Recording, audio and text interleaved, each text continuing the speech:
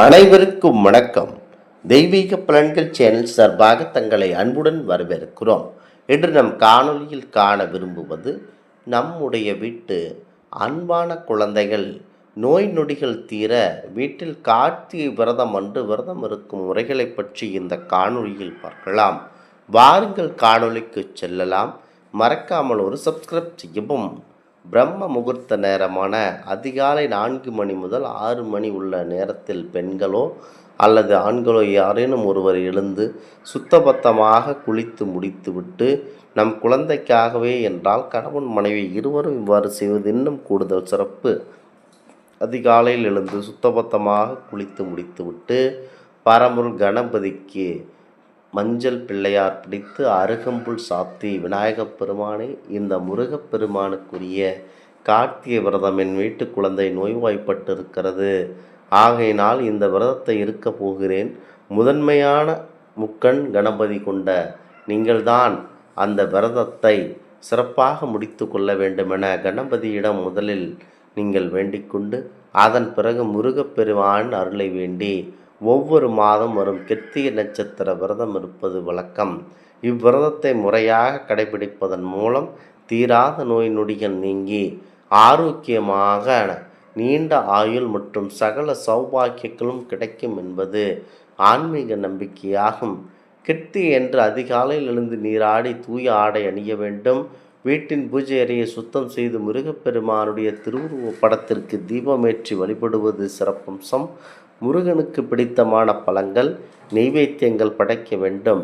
வில்வ இலை அல்லது செவ்வரளி பூக்களால் அர்ச்சனை செய்வது மிகவும் சிறப்பு.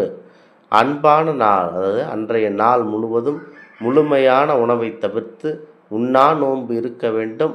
உடல்நிலை ஒத்துழைக்காதவர்கள் பால் பழம் மட்டும் அருந்தி விரதம் இருக்கலாம்.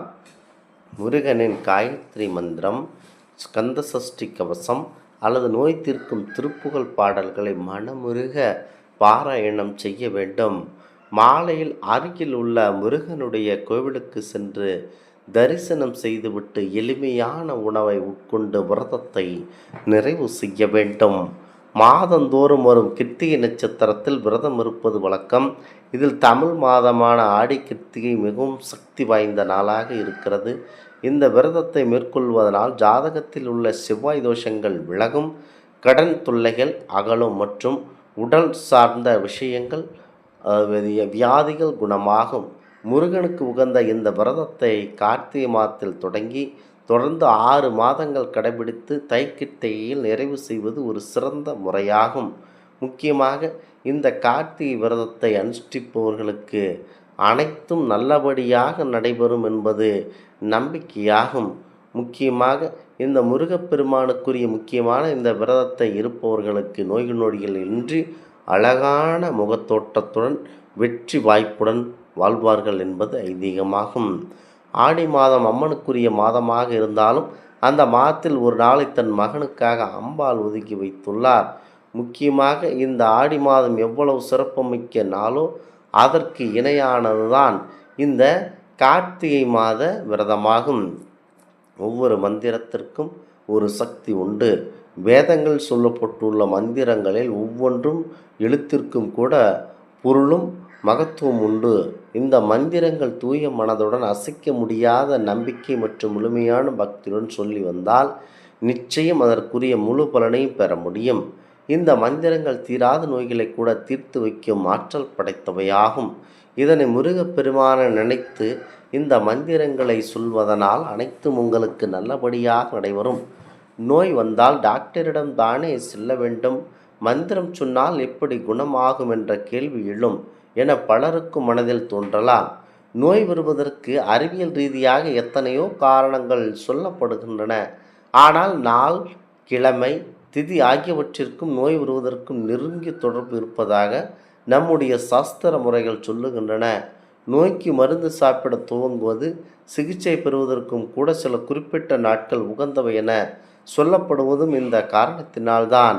அதாவது கிழமைகளில் ஞாயிறு, செவ்வாய், சனி ஆகியவற்றிலும் திதிகள் நவமி, அதாவது முக்கியமாக கிழமைகளில் ஞாயிறு, செவ்வாய், சனி ஆகியவற்றிலும் திதிகளில் நவமி, துவாதசி, சஷ்டி ஆகியவற்றிலும் நட்சத்திரங்களில் சதயம், சுவாதி, பூரணம், பரணி, ஆயில்யம், திருவாதிரை ஆகியவற்றிலும் காய்ச்சல், சளி துவங்கி வேறு எந்த நோய் வந்தாலும் அவ்வளவு சுலபத்தில் உடலை விட்டு நீங்காது என சொல்லப்படுகிறது.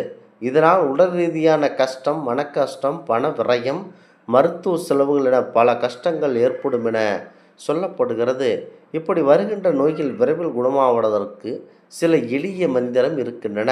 அந்த சக்தி வாய்ந்த மந்திரங்களை தொடர்ந்து சொல்லி வந்தால் அந்த மந்திரங்களுக்கு மந்திர சக்தி ஏற்பட்டு அதன் காரணமாக விரைவில் உடலில் ஏற்பட்ட நோய்கள் குணமாக வாய்ப்பு இருக்கின்றன.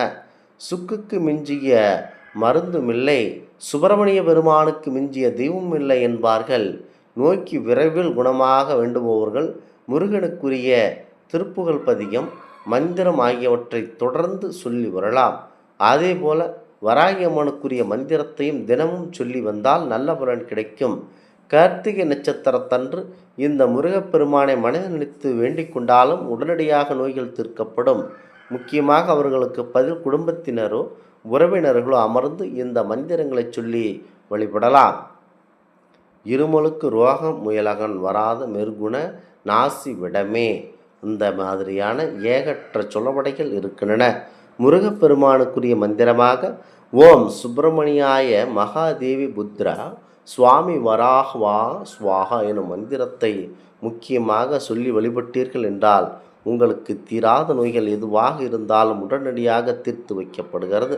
முக்கியமாக முருகப்பெருமானுக்கு உகந்த சஷ்டி, முக்கியமாக கிழமையான செவ்வாய்க்கிழமை மற்றும் நட்சத்திரம் கார்த்திகை நட்சத்திரம், இந்த நாட்களில் முருகப்பெருமானை நினைத்து விரதமிருந்து நம்முடைய குழந்தைகளுக்கு தீராத நோய்கள் இருக்கிறதாக மனதில் நினைத்து கொண்டிருந்தீர்கள் என்றால் அவரை நினைத்து முழு மனதோடு முருகப்பெருமானை பார்த்து அழுது மனமுருகி வேண்டிக் கொண்டீர்கள் என்றால் உங்களுடைய நோய் நொடிகள் எதுவாக இருந்தாலும் உடனடியாக தவிடுபடியாகிவிடும்.